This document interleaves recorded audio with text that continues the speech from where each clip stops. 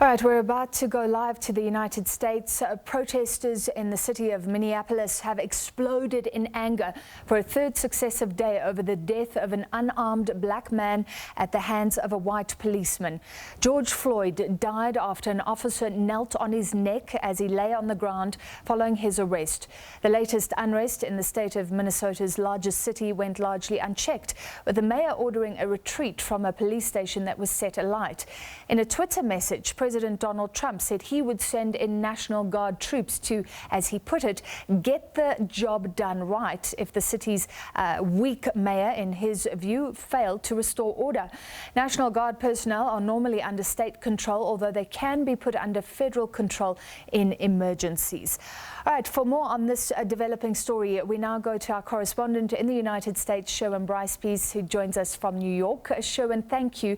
So, protests around the country after the killing of George Floyd in police custody, a situation all too familiar for so many people. What is the latest?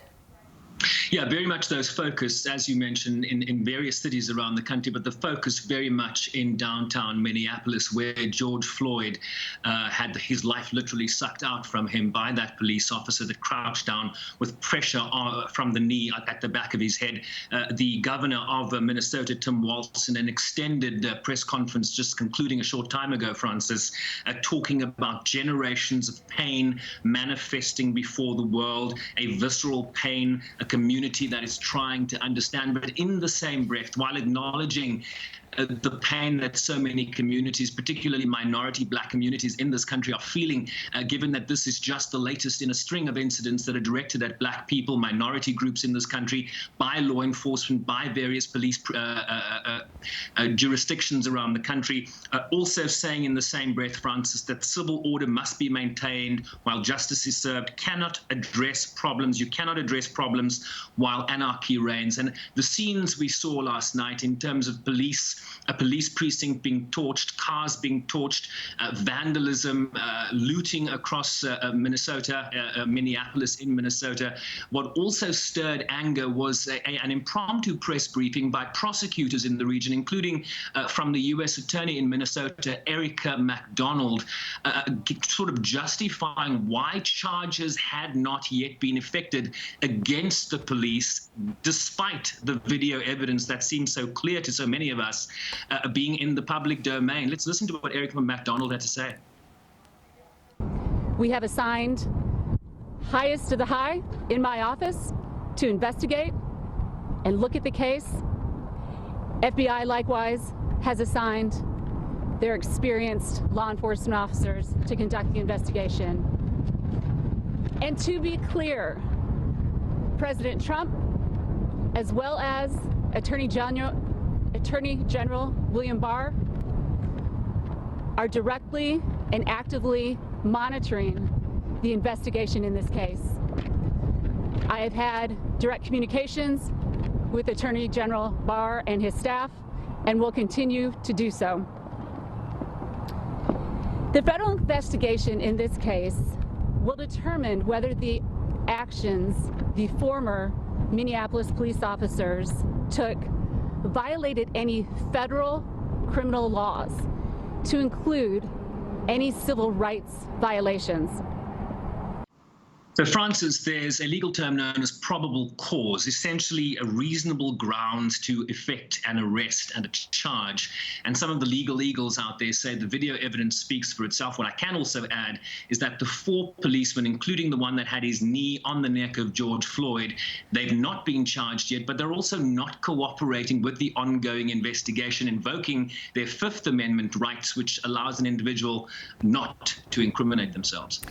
So, Sherwin, as you've pointed out, protests held around the United States, including overnight in New York, that was led by civil rights leader Al Sharpton and the mother of Eric Garner, who died under similar circumstances in 2014 after police placed him in an illegal chokehold. Let's take a listen to what they had to say. There are probable cause right now. You have a deceased person. You have a tape showing how he was deceased. You have a tape showing the other 3 police did nothing to prevent it. then they should tell these 4 police what they tell all of us in the hood. Tell it to the judge. As you know, this happened to me almost 6 years ago. And this is just opening up an old wound, pouring salt into it. They keep coming into, the police officers come into our neighborhoods. They brutalize, they terrorize, they murder our children, and we have done nothing. So Sherwin, we saw the spark, then the anger, then some further unsettling scenes in Minneapolis this morning, where we saw state police arrest a CNN journalist live on air. What's happening with that? Yeah, I was up early this morning and I saw that happen live, and it really just chills through, the bones of any journalist that has been in situations covering protests like that. You're trying really to stay safe. You're trying not to get in the way of the police action while trying to report the news. And it played out inexplicably on air.